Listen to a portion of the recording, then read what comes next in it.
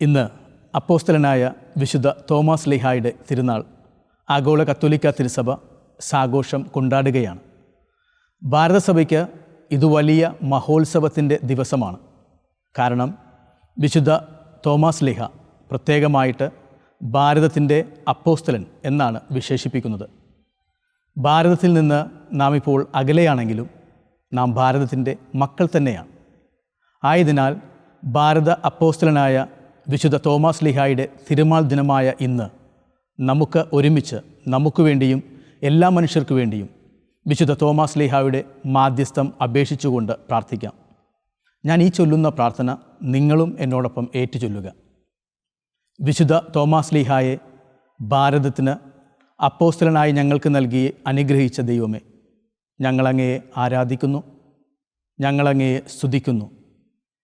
നമുക്കും അവനോടൊപ്പം പോയി മരിക്കാം എന്ന് പറഞ്ഞ് സഹശിഷ്യർക്ക് ധൈര്യം പകർന്നു കൊടുക്കുകയും രക്തസാക്ഷി മകുടം ചൂടുകയും ചെയ്ത വിശുദ്ധ തോമാസ് ശ്ലീഹ പ്രേഷിത പ്രവർത്തനങ്ങൾക്കും ത്യാഗപൂർണമായ ജീവിതത്തിനും ആവശ്യമായ എല്ലാ അനുഗ്രഹങ്ങളും ഞങ്ങൾക്ക് പ്രദാനം ചെയ്യണമേ. എൻ്റെ കർത്താവേ, എൻ്റെ ദൈവമേ എന്ന് പറഞ്ഞുകൊണ്ട് ഉദ്ധാനം ചെയ്ത ക്രിസ്തുവിലുള്ള വിശ്വാസം പ്രഖ്യാപിച്ച് വിശുദ്ധനെ അനുകരിച്ച് ദൈവസ്നേഹത്തിലും വിശ്വാസത്തിലും വളർന്നു വരുവാനുള്ള കൃപ ഞങ്ങൾക്ക് പ്രദാനം ചെയ്യണമേ.